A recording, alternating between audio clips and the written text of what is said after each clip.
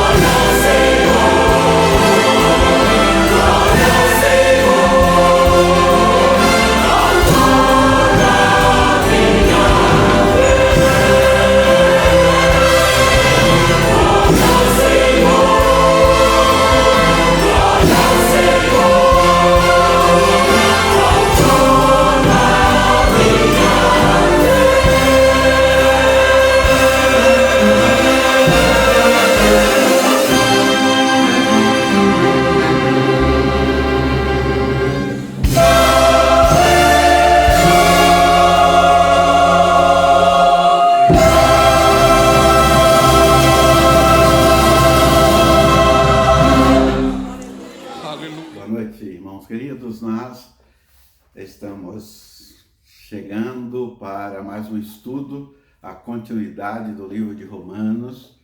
Vocês perceberam, fizemos esse fechamento do capítulo 9 ao capítulo de número 11, terminando aí com o último parágrafo do capítulo 11 de Romanos, algo extraordinário, um aprendizado fantástico e que nós podemos dar aí uma palhinha, uma orientação e sermos com certeza abençoados em estudarmos esse último parágrafo. Hoje nós iremos ver o capítulo de número 12 de Romanos, né? E acredito que assim como os estudos anteriores, esse é tão importante, porque nesse capítulo de número 12, nós vamos ver o apóstolo Paulo falando sobre o corpo de Cristo, a igreja e os dons. Então, é algo muito significativo, muito importante. Eu e o pastor Marcos, nós estaremos trabalhando isso. Vou fazer aqui a introdução e depois o pastor Marcos Botelho entra aí com a reflexão geral deste capítulo, tá? E aí nós hoje iremos ver o corpo de Cristo e os dons espirituais. Quando nós falamos sobre o corpo de Cristo e os dons espirituais, a partir desse capítulo de número 12 de Romanos, observamos aqui que Deus criou a cada um de nós com um propósito e dons específicos. Todos nós temos, sim, dons específicos.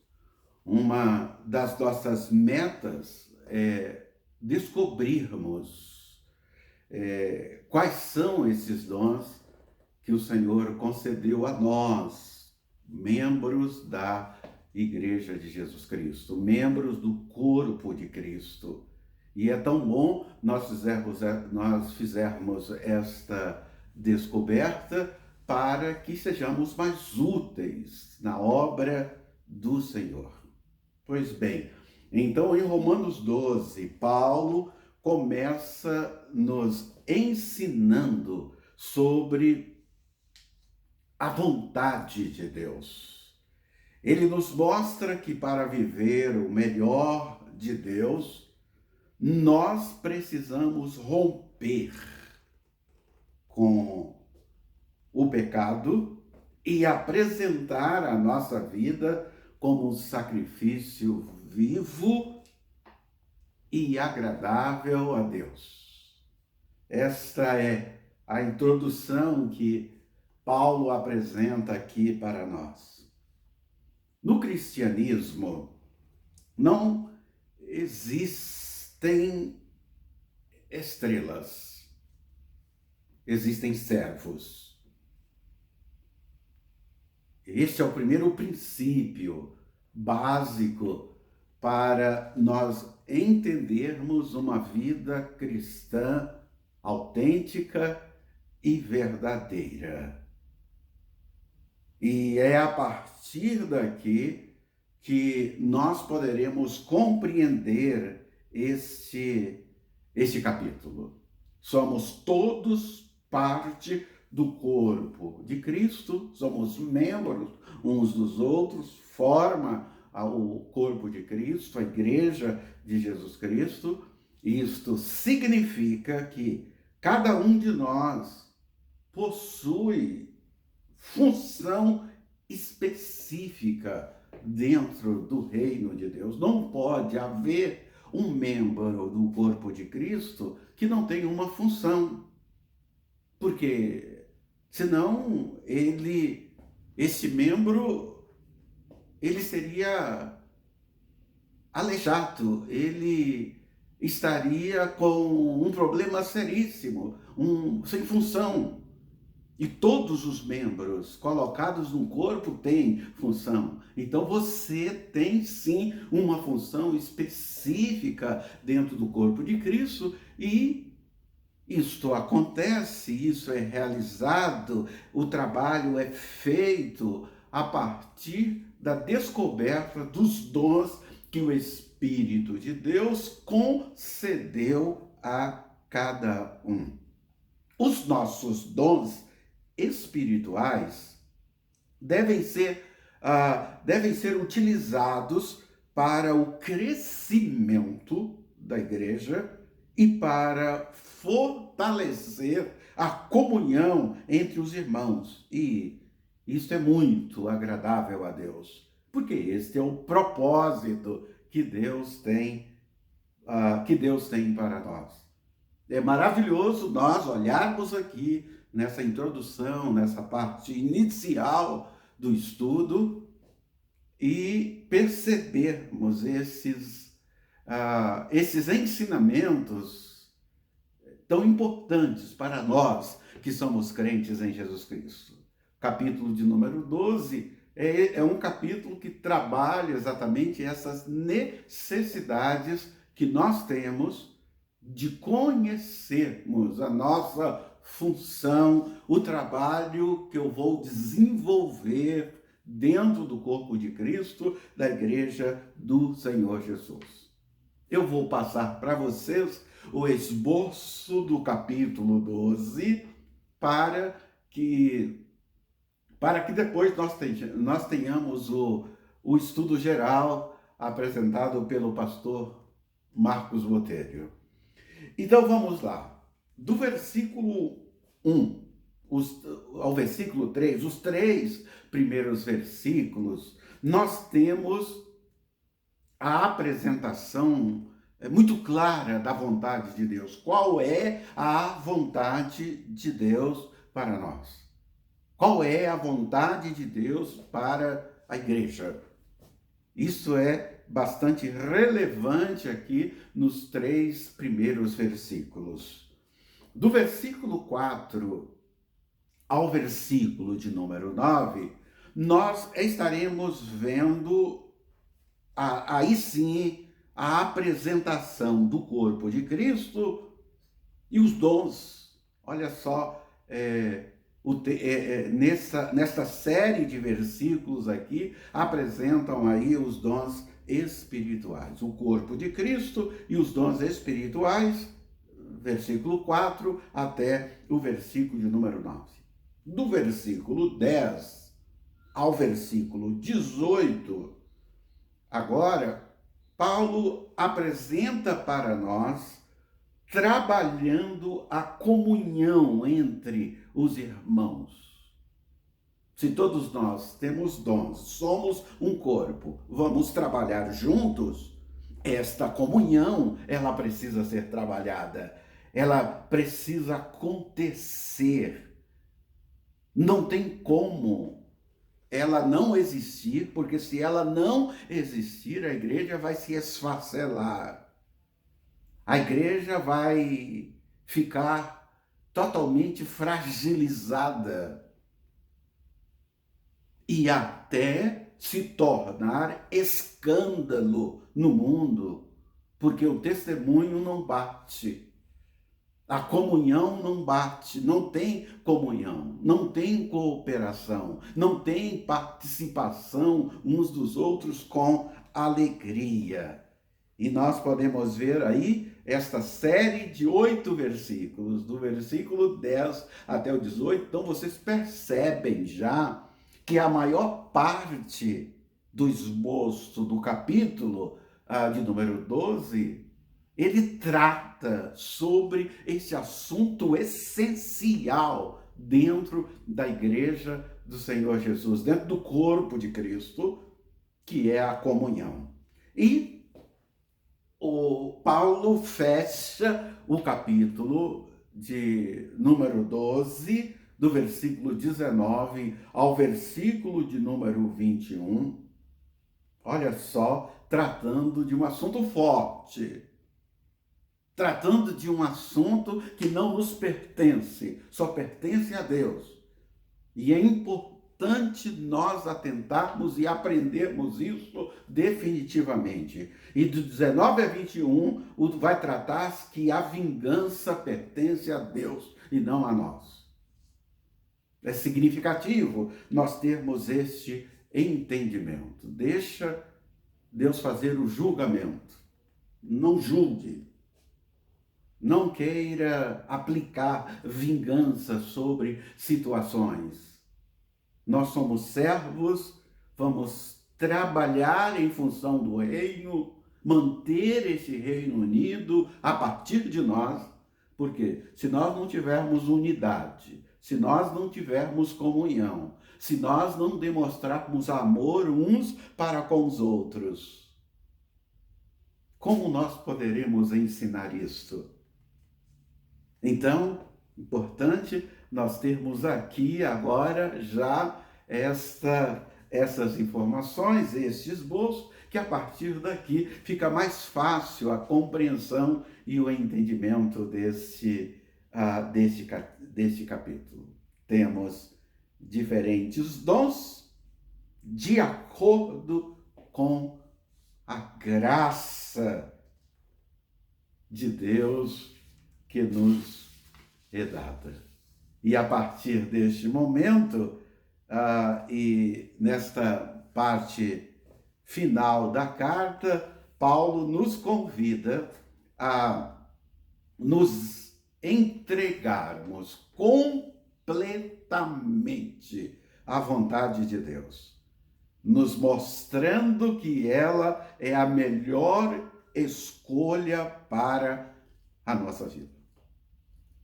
E agora eu quero deixar aí você com o pastor Marcos trazendo o panorama do capítulo de número 12. Vamos nos prepararmos para recebermos o pastor Marcos ouvindo uma música toda especial, enquanto nós aguardamos aí a chegada do pastor Marcos com o panorama. Depois eu só retorno para nós orarmos e encerrarmos mais um estudo dessa série do livro de Romanos. Tu que estás assentado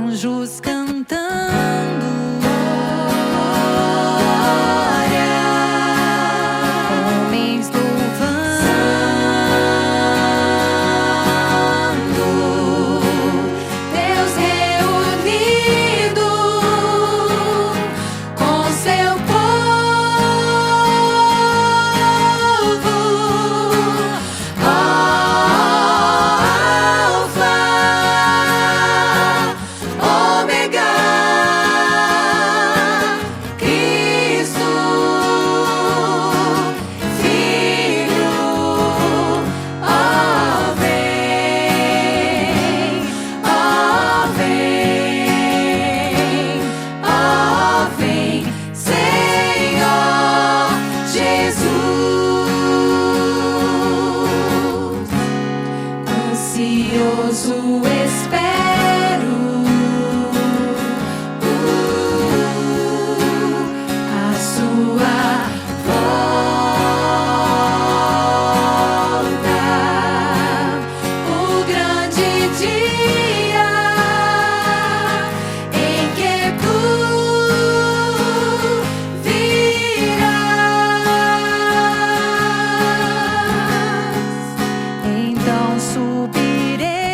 com o corpo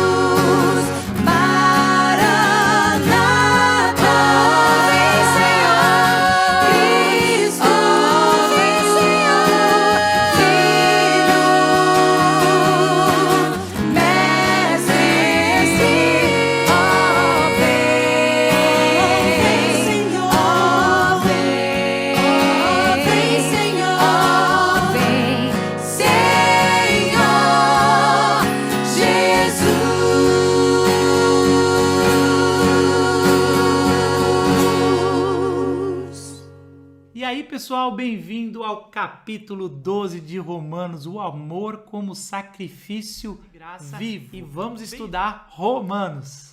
Agora nesse capítulo a gente vai entrar de forma prática. Depois que Paulo resolveu o problema principal da carta, do capítulo 1 até o capítulo 11, qual era o problema principal dessa carta? Os judeus estavam se achando superiores aos gentios e queriam pegar de novo a igreja, porque eles tinham saído, vamos relembrar aqui, eles tinham sido expulsos de Roma, mais ou menos no ano 49 por Cláudio, e aí quando Cláudio morreu, mais ou menos no ano 54, caducou esse decreto, eles voltam. Quando eles voltam, os judeus, a gente pressupõe que os gentios já tinham assumido a igreja, né? Ficar 5 anos sem ninguém, então já assumiram o louvor, assumiram a pregação, a exposição, tudo, e os judeus até aceitavam os gentios entrarem na fé judaica, né? Até então é a fé judaica ali no primeiro século, mas não aceitavam ser liderados. E os gentios queriam falar, não, vocês rejeitaram a Jesus, vocês nem sequer reconheceram, muitos de vocês crucificaram ele. Então estava toda essa confusão de um achar melhor que o outro, um desprezar o outro. Paulo vai gastar 11 capítulos para dizer que todos merecem a ira de Deus, todos estão desamparados, mas em Cristo Jesus. E Deus continua justo, o mesmo Deus de Abraão, da primeira aliança de Abraão, Isaac e Jacó, derramou a sua graça e todos estão pela graça, são justificados mediante a fé em Cristo Jesus. Então Paulo gasta 11 capítulos para resolver o problema. E aí, como sempre, Paulo agora, no capítulo 12 até o capítulo 16, ele vai aplicar o que isso significa. Então, a partir de agora, a gente viu muito teologicamente, é lógico que a gente trouxe várias aplicações, mas agora Paulo vai dizer, se você está em Cristo, tanto faz se você é judeu ou gentil, você é um só em Cristo, tem várias consequências positivas e várias responsabilidades que você precisa ter. Nesse capítulo, a gente vai ver 4 temas principais que Paulo fala. Paulo começa falando que nós vamos ter que oferecer o nosso corpo como sacrifício. Agora é o nosso corpo, porque antigamente no Antigo Testamento era um corpo de um animal, é isso que Levítico e os levitas vão fazer. Em Jesus ele oferece seu corpo, agora é nós que oferecemos a nossa vida. Então Paulo começa com esse princípio. E depois que a gente oferece a nossa vida, a gente vai entender a perfeita vontade de Deus. E por isso vamos encontrar uma autoimagem equilibrada. E aí Paulo vai desenvolver como a gente encontra esse equilíbrio, nem de se achar melhor que os outros, que era o que estava acontecendo ali na igreja em Roma, nem de se achar inferior aos outros, mas de algo que somos a imagem de Deus e que isso significa. E o que significa é a terceira parte, quando nós vamos refletir tudo isso em amor na comunidade cristã, esse amor perfeito que foi derramado primeiro para nós, né? Porque Deus nos amou primeiro, é isso que Paulo desenvolveu, e agora a gente vai amar o próximo, amar os inimigos, amar quem não merece amor. E assim Paulo encerra na quarta parte, dizendo, nós não devemos amar apenas a família de Deus, mas amar todos, inclusive os nossos inimigos. Assim, Paulo repete mais uma vez a ordenança de Jesus, que várias vezes falou que nós deveríamos transbordar o amor de Deus amando até os inimigos.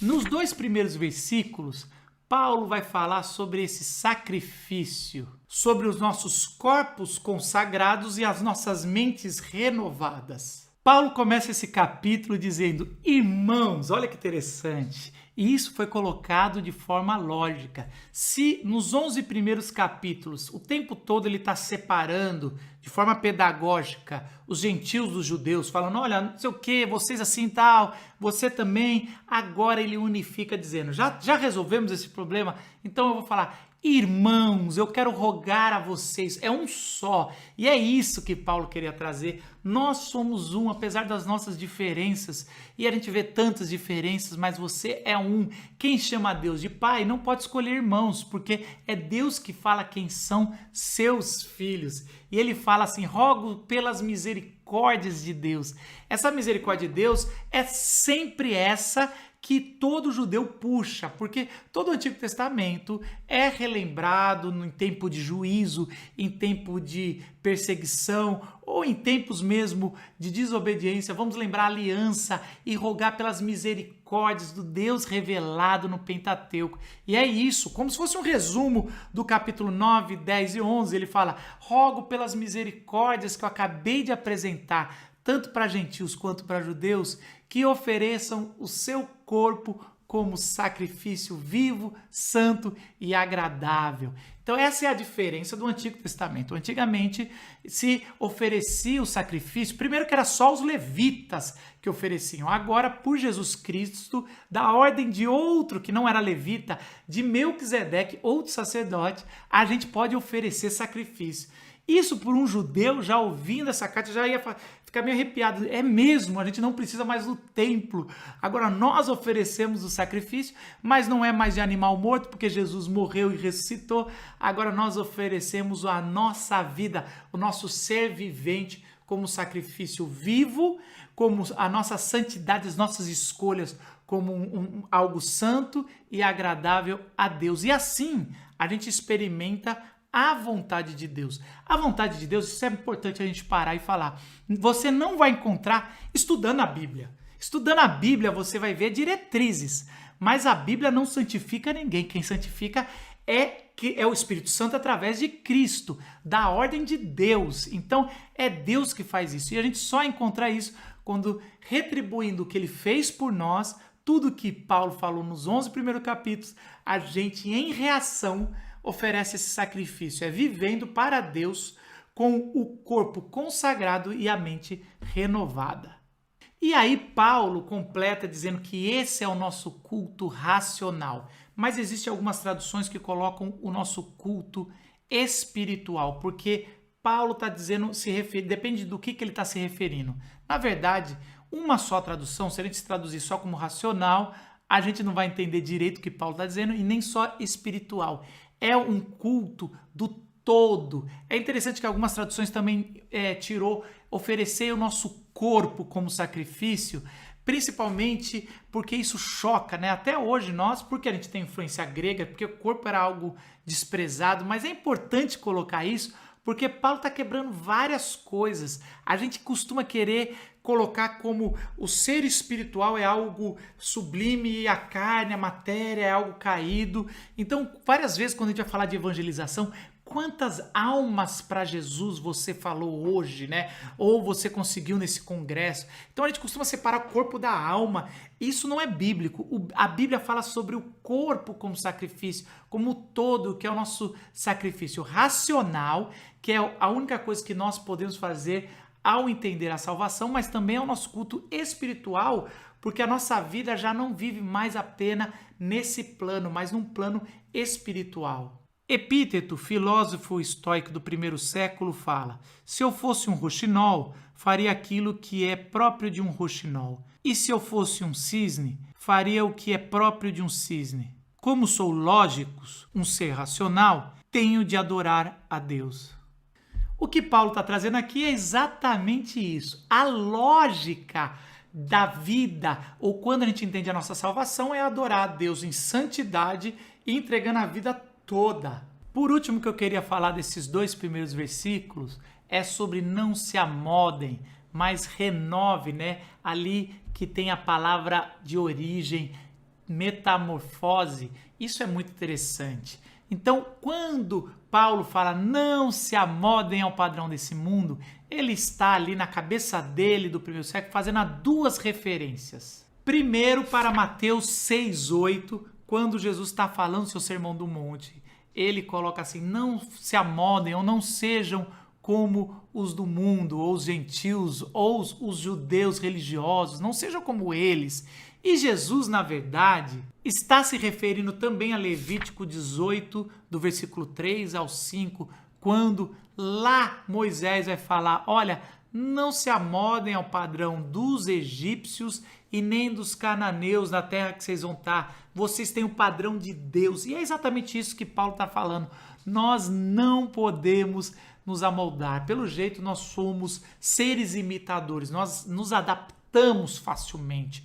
facilmente seres humanos no frio extremo, como o Polo Norte, consegue se adaptar e viver, às vezes tomando banho naqueles banhos gelados, já viu esses vídeos? Ou gente que está em lugares muito quentes, a gente se adapta espiritualmente como ser também, ou a gente vai se adaptar a essa era, a esse mundo, aos padrões do mundo, ou nós nos moldamos à vontade de Deus e aí experimentamos o que é perfeito, santo e agradável na nossa vida. Karl Barth, um dos grandes estudiosos, no seu comentário, fala que a ética cristã é essa grande confusão. Tão violenta é a forma com que ela desafia, interrompe e descontrola a tranquilidade do status quo. Isso é incrível, né? E é verdade, quando a gente encontra Cristo, além da gente ser transformado, não tem como o mundo continuar o mesmo com a gente.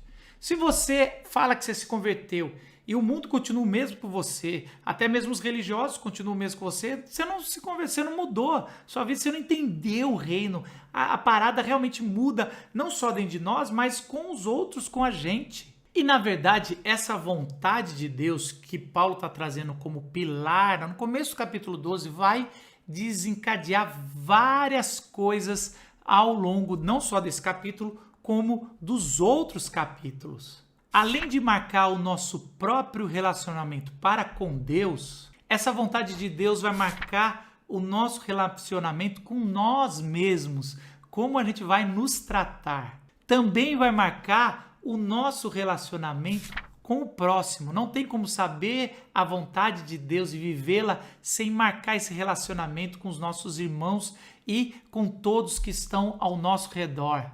Desencadeando como vai marcar os nossos relacionamentos com os nossos inimigos e com os malfeitores, com os bandidos, com todo mundo que realmente quer só o mal. Até isso a vontade de Deus vai afetar nesse relacionamento entre a gente e os inimigos. Mas também vai afetar o nosso relacionamento com os nossos governantes, com o nosso país, com os políticos, com as autoridades. Então, toda vez que a gente entende a vontade de Deus, vai marcar também a nossa vida como cidadão de uma nação. E por último, Paulo fala que a vontade de Deus vai marcar o nosso relacionamento com os mais fracos na fé. Aqueles que não conseguem caminhar com as próprias pernas, a gente vai ajudá-los. E como a gente vai ser suporte para quem é fraco na fé. Vamos começar com o nosso relacionamento com nós mesmos, repensando os nossos dons, entendendo como isso funciona. Paulo começa essa parte falando 4 vezes o verbo pensar. Então Paulo está trazendo a gente para refletir para dentro de nós mesmos. Ele fala, não tenham de si mesmo um conceito mais elevado do que vocês são. Pelo contrário, tenham um conceito equilibrado, peneirado pela fé. Entendam sobre você mesmo. É interessante que as outras religiões e filosofias falam para a gente se esvaziar e do nada encontrar-nos. Não é isso que a palavra de Deus fala. Fala para a gente se esvaziar, mas se enchendo de Deus, de fé, e assim a gente vai ter uma ideia ponderada sobre nós mesmos. Nem mais alto, nem mais baixo. A gente, através da fé, junto com os nossos dons, vamos entender o nosso papel no reino. Isso é importante para Paulo e é importante para mim e para você. Como hoje a gente tem dificuldade de nos aceitar. Muita gente tem uma baixa autoestima, se acha uma ameba, fica lá dizendo, eu não presto, eu não sirvo. Às vezes você tem uma oportunidade de pregar, trazer a palavra de Deus, não vou, ou liderar um pequeno grupo na tua casa, ou começar um movimento e você fica se achando mais baixo, sendo que Deus já te colocou no poder de liderança servindo, né? Tudo que Paulo falou aqui antes, dizendo que Deus te salvou, te considerou justo para você cumprir e fazer os seus dons, e às vezes você fica se achando menor, ou por você achar bom demais, você não aceita alguma coisa, um ministério, às vezes que parece menor aos olhos do mundo, aí você fala, eu não vou fazer isso, ficar servindo aqui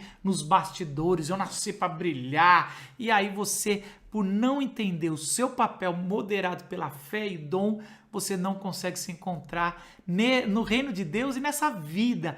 Então Paulo vai trazer no tempo aqui, ó, não se considere nem maior nem menor, entenda o seu papel no reino.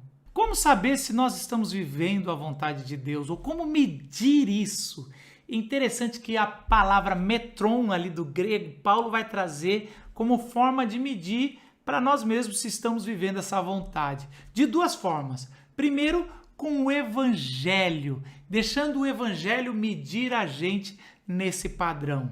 O professor Cranfield, que escreveu um comentário exegético de Romanos, ele diz que metron significa um padrão pelo qual medimos a nós mesmos, o próprio Cristo em quem o juízo e a misericórdia de Deus são reveladas. Pode capacitar-nos a medir a nós mesmos com moderação. Então, primeiro é o evangelho. Através da palavra de Deus, a gente pode medir a nós mesmos, entender se estamos realmente agindo com arrogância ou se estamos realmente nos inferiorizando. Isso tudo é uma forma da gente dar uma olhada através do evangelho. Eu sempre digo algo, eu acho que até já falei nesse estudo, a morte de Jesus na cruz, ele é maravilhoso, porque coloca a gente lá em cima, porque Deus morreu por mim e por você. Olha que valor que você tem, que Deus veio à terra e encarnou para morrer por mim e por você. Isso nos coloca lá no alto.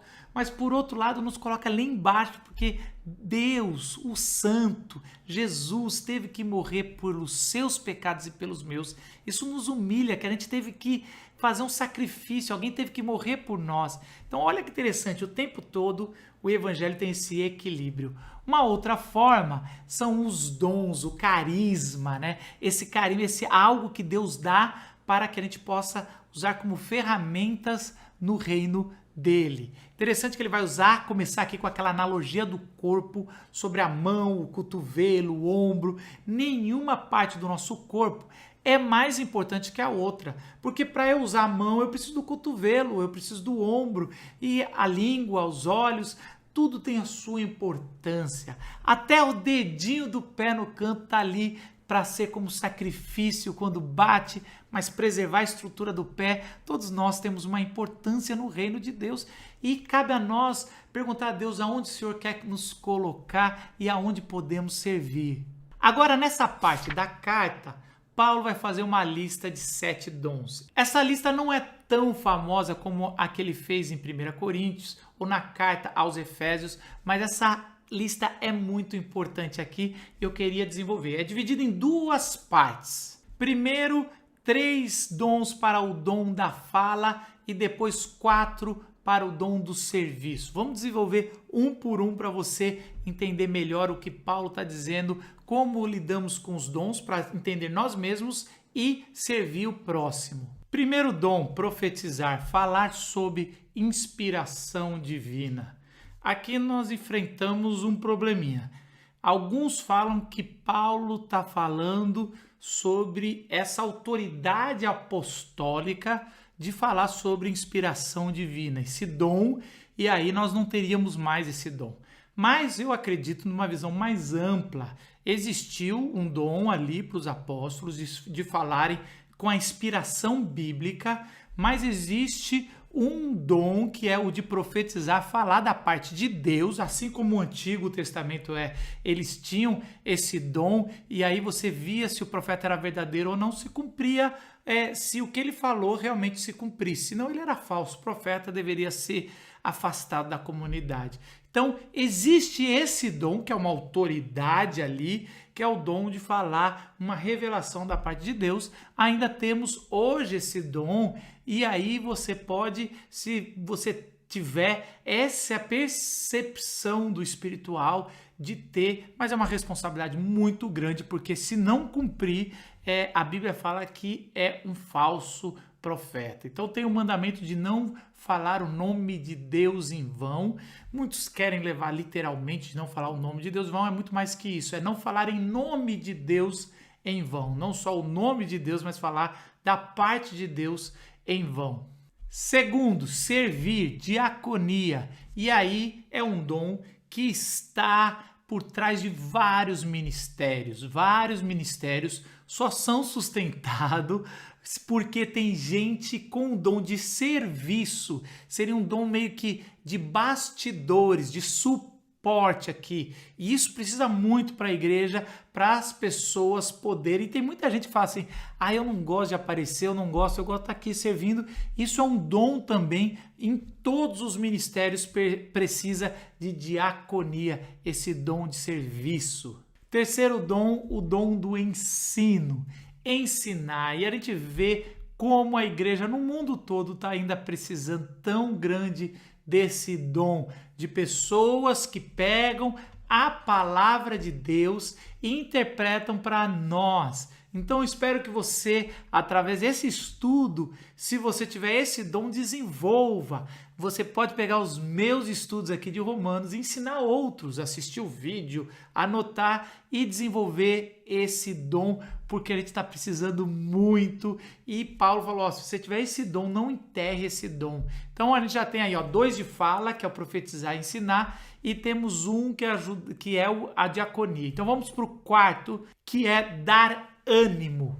Parakaleo é um verbo aqui que a gente traduz como dar ânimo, que significa exortar, encorajar, tem um amplo significado. Conciliar, consolar. Olha só, dar ânimo significa muitas coisas dependendo da situação. E esse é um dom. Não sei se você já viu que tem gente que desenvolve muito bem. Quando você está mal, quem você procura? Provavelmente essa pessoa tem esse dom de dar o ânimo. E várias vezes o dar o ânimo é dar uma bronca. Às vezes é consolar. Às vezes é conciliar, é dar o ânimo restaurando a amizade, ou os cônjuges, ou uma família, ou liderança. Tudo isso é um dom, é dar ânimo. E Paulo falou que é muito importante na estrutura da nossa família, do corpo de Deus.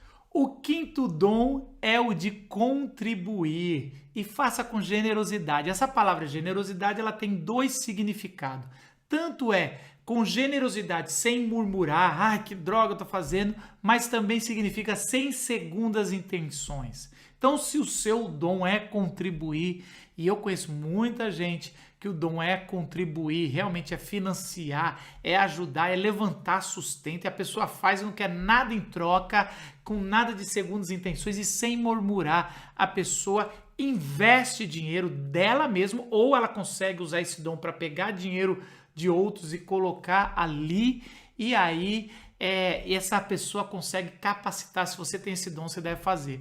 Várias vezes eu lembro da história do jovem rico, que Jesus fala o seguinte: a gente costuma dizer, dê tudo que você tem aos pobres. Não foi isso que Jesus pediu. Eu acho que aí está uma chave, que Jesus queria desenvolver o dom aí de contribuir para o jovem rico. Ele fala assim: vende tudo que você tem e dê aos pobres. Olha que interessante. Aquele jovem rico ia ter que desenvolver a habilidade que ele já tinha, porque ele era rico, de vender as coisas e ganhar mais ainda, e pegar esse dinheiro que, através do dom dele, de captar recursos que eram deles, e ele conseguiu vender, dar aos pobres. Então, e seguir Jesus. Depois de se tornar um discípulo, ele rejeita, porque ele tinha muito amor às coisas ali, tava. Então, assim, esse é também um dom importante.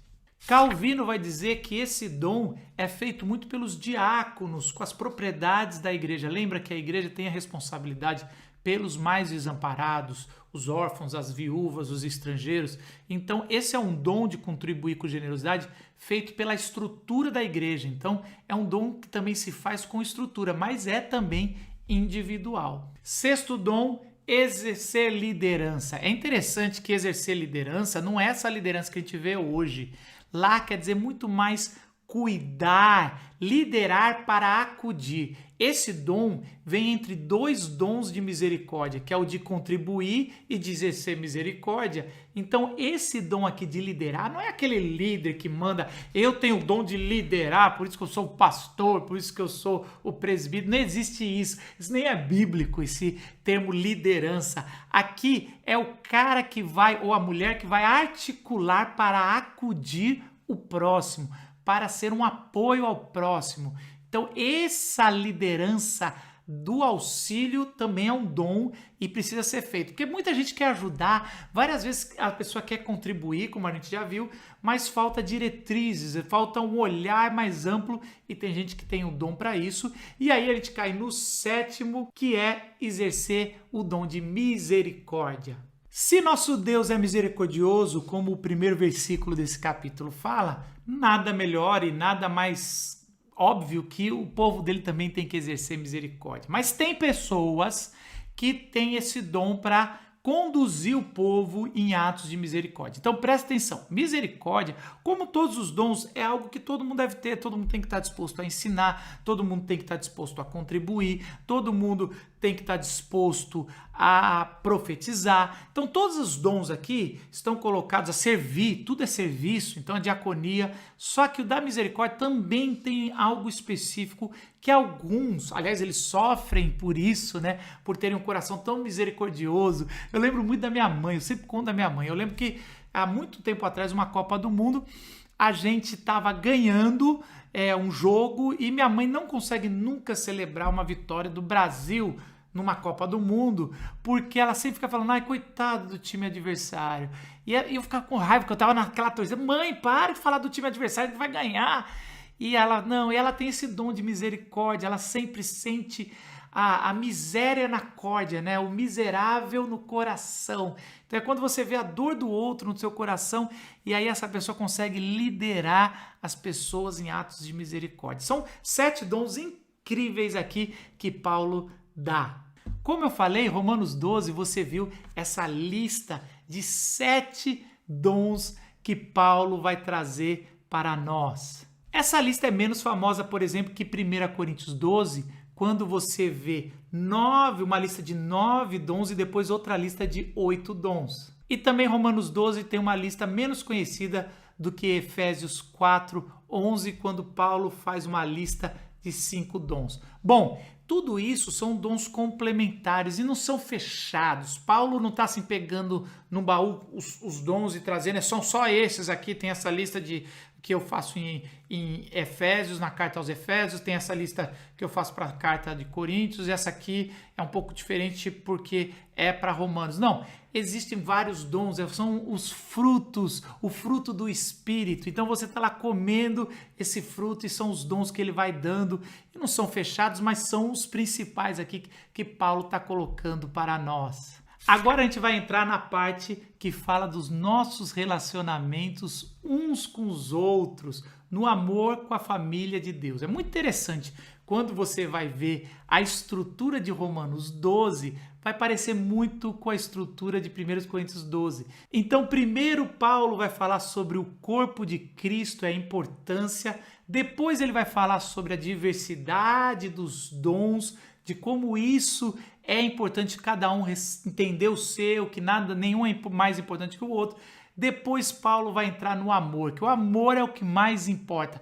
Todos os dons têm que ser usados com amor, e o amor é o que fica lá em 1 Coríntios 13, ele vai falar que é só o amor, se não tiver o amor, de nada adianta nenhum dom. E é exatamente aqui, de forma mais prática, nessa parte de Romanos 12, que ele vai falar sobre o amor. Todos esses dons que a gente acabou de falar, se não tiver amor, de nada vale. E como a gente vai aplicar, entender a vontade de Deus, é amando o próximo. A gente costuma falar muito da lista dos dons, mas às vezes não percebe que Paulo indiretamente faz uma lista do amor, e aqui ele faz 12 ingredientes para fazer esse prato gostoso chamado amor. Então existe pitadas de várias coisas, 12 aqui ele levanta, que nós precisamos dar uma olhada para ver se nós estamos exercendo, porque todo aquele que oferece o corpo como sacrifício, entende a vontade de Deus, recebe os dons entendendo o que a própria pessoa, tendo uma concepção equilibrada de si mesmo, da imagem de si mesmo, ele vai ter esses 12 elementos para amar. 1. Sincero. Exatamente. Anipokritos é sem hipocrisia, com sinceridade.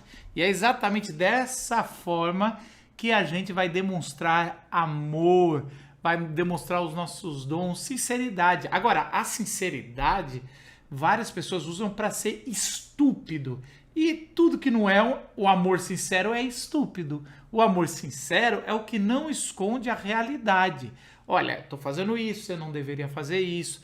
Eu sempre digo que amar uma pessoa sem falar as coisas que essa pessoa está fazendo de errado, sem mudar, é você se tornar escravo dessa pessoa. Agora, você também falar a sinceridade sem amor é você tornar a pessoa escrava da sua ditadura, é você ir eliminando ela. Então, por isso que precisa ter sinceridade no amor, porque você não pode se tornar escravo de ninguém, você não pode falar nada, isso aí é idolatria. Quem não sabe criticar é idolatria. Agora, quem critica sem amor é ódio. Nosso amor, esse tempero que Paulo vai falar, tem que ter sinceridade. Segundo, discernimento. Ame o que é bom e odeie o que é mal. Algumas pessoas falam, não podemos ter ódio. Não, aqui está dizendo bem claramente, Paulo está se referindo que não tem como ter meio termo. Essa turma que quer falar que não, eu amo tudo, eu não entro em confronto. Quando você escolhe um lado do amor, você tem que odiar algumas coisas. A indiferença, você tem que odiar quem é o assassino, o ladrão, quem causa a pobreza, quem é o imoral no sentido, não para a vida própria, mas que está fazendo uma sociedade. Então, assim, você tem que amar as coisas boas e correr atrás dela e odiar as coisas ruins. Não são pessoas aqui que ele está falando, mas sim são o conceito, o que gera. Você ama as coisas de Deus e odeia as coisas do inimigo. 3. Afeição. Dediquem-se uns aos outros. Esse dediquem-se é uma palavra que está falando sobre afeição em amor, como de pai para filho. Então a gente tem que ter essa afeição, se dedicar em amor, cultivar o amor, o cuidado, a proteção, assim como um pai tem para o filho ou uma mãe tem para um filho, uma filha, assim nós devemos agir uns com os outros. Olha só que bacana, a gente está falando sobre sinceridade, sobre discernimento, sobre afeição. Paulo vai desenvolvendo esse prato com esses temperos maravilhosos. 4, honra. Preferem dar honra aos outros mais do que a si próprio. O que é isso? É você honrar as pessoas, você dá nome e crédito às pessoas. Quantas vezes, até mesmo eu nas minhas fraquezas, eu pego para mim uma coisa que eu aprendi com alguém e não dou a referência. Por quê? A gente pensa que é uma coisa técnica de direitos autorais. Não, existe um princípio aí. É o princípio da honra a quem tem honra. Então, tem muito mais a ver com você falar para a pessoa o quanto você admira, você falar para as pessoas o quanto você gosta dela, o quanto elas são importantes. Às vezes você vive como, isso não é óbvio? Não parece claro? Não, não é claro. Eu fiz um propósito na minha vida de sempre falar e postar pessoas que foram bênção na minha vida, sempre fazer uma homenagem. E aí, às vezes eu recebo críticas, porque tem, para uns, essa pessoa foi uma bênção para mim, mas não foi talvez para outros, por causa de algumas ideias. Mas mesmo assim eu não deixo de assumir a honra, porque isso faz parte do ingrediente do amor, de viver a vontade de Deus. 5. Entusiasmo. Que não falte zelo, mas que sirvam fervorosamente o Senhor. Esse fervor, esse entusiasmo faz parte do amor. O amor é assim, é esse jovem casal que um pouco antes de conseguir fazer um encontro especial, aí um jantar, fica ansioso e fica fervoroso para encontrar, com alegria. Então esse entusiasmo não pode faltar ninguém que ama, nem na obra do Senhor, quando você for fazer as coisas, mas nem na sua vida, você ter alegria. Aliás, esse é um dom e essa é uma coisa que eu tenho aqui, muitas pessoas colocam no comentário, você, Marcos, fala com muita alegria, porque o evangelho mudou a gente, vai mudar a tua vida, ou se já não mudou, então a gente precisa ter esse entusiasmo sim ao falar do evangelho, ao falar do amor. 6. Paciência. Alegrem-se na esperança, sejam pacientes na tribulação, perseverem na oração. Exatamente isso. Paciência é o que nós precisamos ter quando as dificuldades ou quando os resultados não vierem. Quantas vezes nós amamos aqueles e a gente começa a falar de Deus, mas a pessoa já cai, ou a pessoa não ouve, ou a pessoa despreza, a pessoa só chega até um ponto a ser um simpatizante. E aí você não tem paciência, ou então você está sofrendo uma perseguição que você clama para Deus, mas você não tem essa esperança no retorno. Então paciência é fruto de um amor. Quem ama, por não esperar nada em troca, muitas vezes precisa de paciência até esse amor transformar e ser como brasa na cabeça dessa pessoa. 7º, generosidade. Compartilhe com os santos as suas necessidades. Essa palavra que vem da palavra koinonia, ela significa não só compartilhar, dar coisas quando alguém precisa, está necessitado, mas também de compartilhar da dor, tomar, ouvir, ser conselheiro. Então, esse compartilhar faz parte do amor, de se envolver. Não adianta só olhar de longe ou dar um dinheiro e não ajudar, é se envolver com recursos e com ouvido. Então, essa também faz parte de um tempero do amor que ele traz na sua vontade soberana sobre a nossa vida. 8. Hospitalidade. Pratiquem a hospitalidade. Com quem necessita, devemos ter generosidade. Com quem vem de fora, temos que ter hospitalidade. É muito importante a gente praticar esses dois termos da Bíblia. A Filadélfia, amor pelos irmãos e irmãs, e a Filoxênia, amor pelos estranhos, pelos de fora, pelos estrangeiros. Nós precisamos praticar hospitalidade. Várias vezes Jesus falou que quando você hospeda alguém que precisa, você vai estar hospedando o próprio Jesus. 9. Boa vontade. Abençoe aqueles que os perseguem, abençoe e não os amaldiçoem.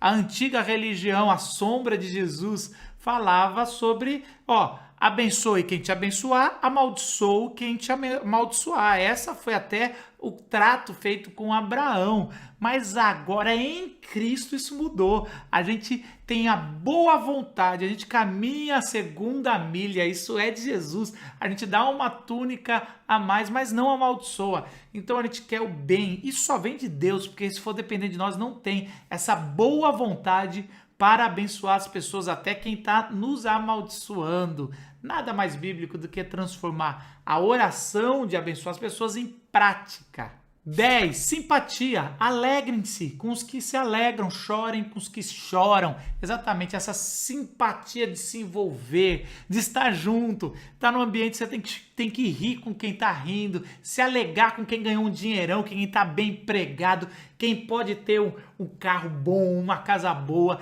Esse jeito que parece que entra na nossa cultura, na nossa fé do olho gordo, eu não vou compartilhar, ou aquelas pessoas que ficam só reclamando, eu não tô bem do meu salário, na verdade tá bem, mas é só porque é um costume da reclamação. Essa murmuração não pode, precisamos dessa simpatia no amor, onde a gente chora também com os que choram, esse luto que a gente vive eternamente. Quando alguém perde alguém, a gente tá junto, a gente se envolver, não mandar um WhatsApp só com áudio, mas poder de vez em quando sair do nosso conforto e ir estar com a pessoa chorando com ela. 11. Harmonia. Tenham a mesma atitude uns para com os outros. Literalmente é estar em harmonia, estar em atitudes iguais, pensamentos iguais, do alto.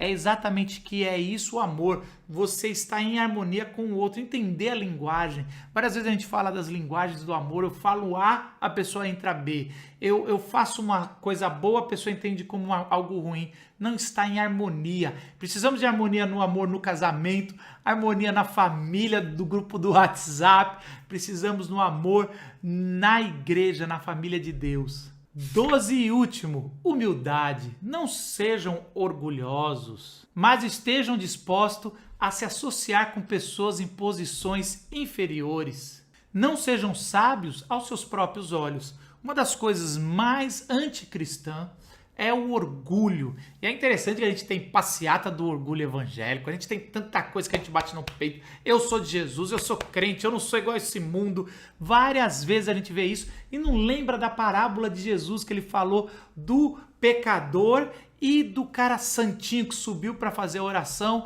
O cara santinho batia no peito e falava, obrigado que eu não sou como eles. E o pecador nem levantava os olhos e falava, misericórdia de mim que sou pecador. E aí Jesus fala que só o pecador que bateu no peito e não tinha orgulho que saiu perdoado, justificado, e o outro não saiu afastado de Deus porque ele fazia uma oração orgulhosa. O orgulho é a antítese do amor. Então, quando você quer amar, você tem que deixar o seu orgulho de lado. E nessa última parte do capítulo, vamos falar agora sobre o amor aos inimigos, a não retaliação, mas sim o serviço.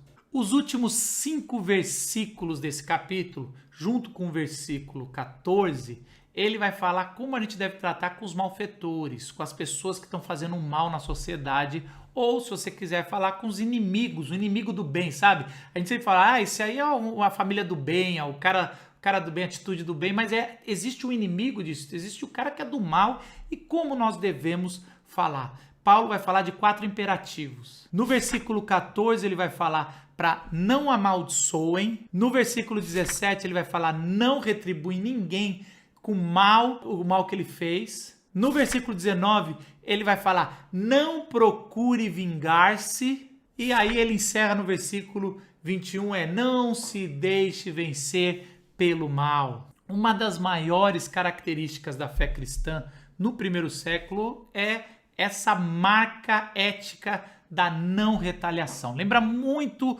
os livros de sabedoria do Antigo Testamento, a ética do Antigo Testamento, mas agora ela é mais clara. Então nós não devemos retaliar o mal com o mal, assim como o nosso Jesus fez. O nosso Jesus, a nossa maior referência, ele viveu sem retaliar, e assim nós devemos procurar viver a nossa vida, que aí é o prato final desse prato chamado amor, que Paulo está dando essas receitas, deu 12 até agora. Agora é como se esse prato, amor, que veio de fazer a vontade de Deus, que veio da gente oferecer o nosso corpo, o nosso viver como sacrifício vivo, que veio da misericórdia de Deus. Olha só, tudo vai trazendo. Capítulo 9, 10 e 11 fala da misericórdia. Aí Paulo roga os irmãos para que ofereçam a sua vida como sacrifício vivo, santo e agradável. Vamos experimentar a vontade de Deus. A vontade de Deus vai nos ensinar a viver com nós mesmos através dos dons e da fé. E agora essa receita de 12 características do amor a gente vai servir aos nossos inimigos. Isso é um banquete, ele está preparando um banquete da vida prática depois dele ter gastado 11 capítulos falando sobre espiritualidade, a teologia, como Deus é justo, amoroso. Agora vamos viver esse amor.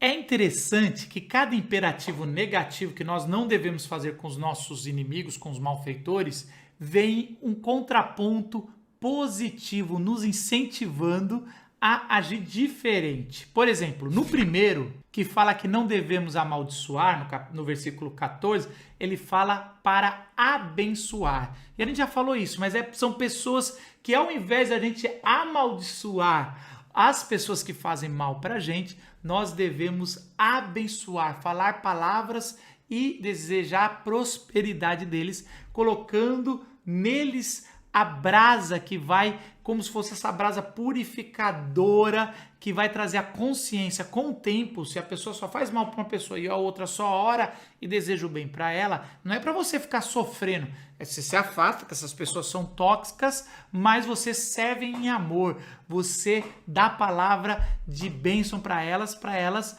poderem mudar, assim que a palavra de Deus fala. 2. Não devemos retaliar, mas fazer o que é direito e viver em paz. Recusar-se a retribuir mal com mal é não atiçar fogo na brasa que já está começando a pegar. Mas isso não é suficiente. Nós devemos ser pacificadores, tentar sempre amenizar o mal que a outra pessoa está fazendo. É interessante que nesses versos Paulo fala 2 coisas: quando isso depender de vós e se possível. Então Paulo mostra que às vezes realmente fica quase impossível você ser um pacificador em algumas situações. Mas Paulo está falando, sempre que possível, eu faço o máximo para pacificar as situações de atrito e de ira. 3. Não devemos procurar vingança e deixar isso com Deus e continuar servindo os nossos inimigos. A palavra equitikesis, ou castigo, ou vingança, pertence a Deus. Deus um dia vai castigar e vingar todo o mal aqui. É muito importante, tá vendo como é fundamental, a gente falou isso no primeiro capítulo, você entender a ira e o dia do julgamento. Se você vive sem isso, você mesmo vai vingar quem faz mal para você. Só vive em paz e amor e serve o inimigo quem entende que toda vingança pertence a Deus. Deus está anotando, você pode viver o amor que Cristo viveu aqui. E 4, não devemos deixar-nos vencer pelo mal, mas sim vencer o mal com o bem. esses dias atrás eu deixei o mal me vencer. Sabe quando você tem aquela palavra negativa, aquela raiva que está embutida há anos aqui e a pessoa tropeça aí e você fala, bem feito, aí eu avisei. Eu tive isso, eu tenho que confessar. E é claro aqui Paulo, ele está avisando a gente que não tem meio termos. Ou você vai vencer o mal, isso só vence o mal com o bem de Deus, com o amor, ou você vai ser vencido pelo mal. E várias vezes nós somos derrotados porque não estamos atentos na vontade de Deus. Então, meus queridos, esse capítulo 12, o capítulo da prática, a gente viu isso, essa maravilhosa vontade de Deus, que quando a gente oferece a nossa vida para Ele e vivemos a vontade dEle, e essa vontade dEle vai ajudar você e eu a vivermos no nosso interior, na nossa cabeça, aqui dentro, nem mais, nem menos. Vai ajudar a gente a amar na prática, a amar nossos familiares, a amar a igreja, a família de Deus e amar até os nossos inimigos. Deus abençoe vocês e a gente se vê no capítulo 13. Olha só como está sendo desenvolvido, apresentado essa série de estudos do livro de Romanos, a bênção que, mais uma vez, nós usufruímos nessa noite em separar tempo para estudar a palavra de Deus. Como nós ganhamos, irmãos? Como é importante nós vermos toda essa explanação maravilhosa, esse ensinamento, esta orientação riquíssima para a vida de todos nós. Espero que o estudo tenha abençoado a sua vida, a vida da sua família. Eu quero desejar para você uma semana abençoada. Só está começando, hoje ainda terça-feira, temos aí toda a semana e estamos começando muito bem quando nós paramos um pouco para estudar assuntos tão relevantes e tão importantes, significativos para nós como os dons espirituais. Deixa eu orar por você e pela sua família agora. Pai querido, Deus bendito, glorificado seja o teu nome. Ó Pai querido, eu louvo a ti, Senhor, pela oportunidade de mais um estudo. Abençoe essa família, abençoe os nossos amigos, todos aqueles que têm nos acompanhado no nosso canal. Louvado seja o teu nome. Ó Pai querido, eu te peço que essa semana seja uma semana de bênção e de graça para todos. Oramos em nome de Jesus. Amém. E eu quero lembrar para todos vocês que estão nos acompanhando e também os seus amigos, de não esqueça de se inscreverem no nosso canal. Inscreva no canal, para que essa ferramenta ainda se torne muito mais abrangente, para que nós tenhamos um número maior de pessoas em todo o mundo sendo beneficiado, assim como você e a sua família foi beneficiado nessa noite. Que Deus esteja abençoando ricamente a sua vida, nos preparando já para o próximo estudo. Aproveite, comece a estudar, ler já o capítulo de número 13 e você com isto terá um entendimento maior neste capítulo que nós estaremos vendo no domingo de manhã. Que Deus nos abençoe, derrame graça e bênção sobre a nossa vida. Até a próxima oportunidade, queridos. Fica aí com essa música maravilhosa, encerrando mais um estudo.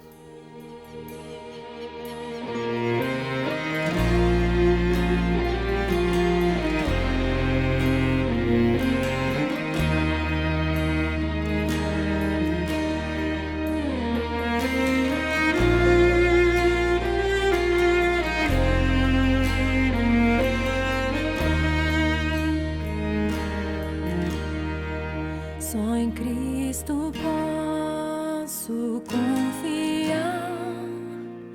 É minha força, luz, canção, lugar seguro nele achei.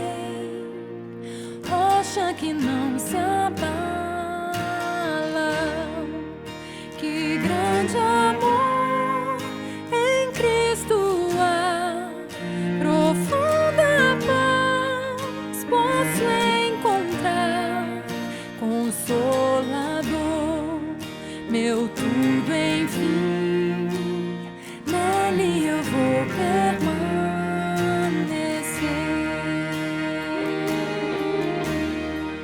Só Cristo homem se tornou, frágil bebê, mas pleno Deus, que dom de amor, justiça e paz, a salvação que a todos traz.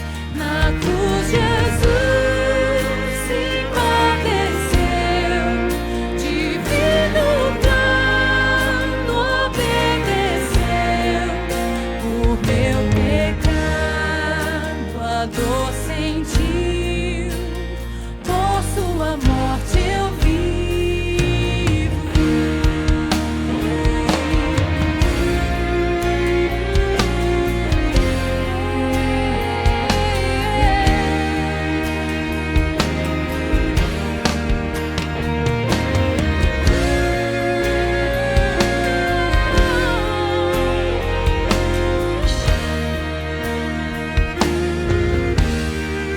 Seu corpo inerte ali ficou, luz que ante as trevas se apagou.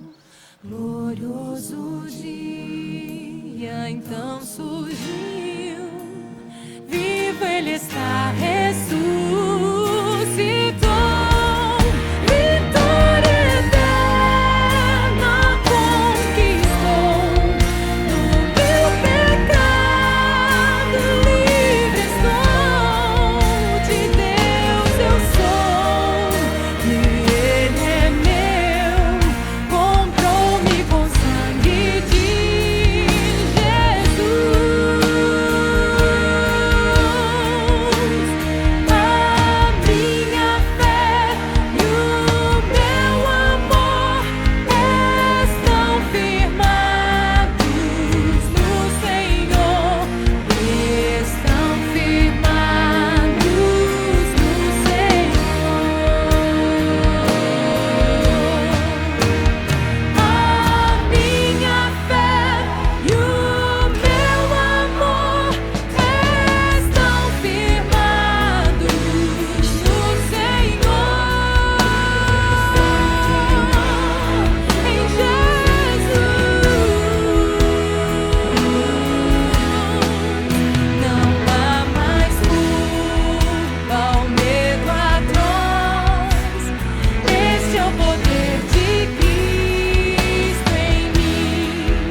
Por toda a minha vida aqui, Ele será meu guia. Enfim, nenhum poder do inferno irá das suas mãos me afastar, até voltar ou me chamar. Em Cristo eu vou permanecer,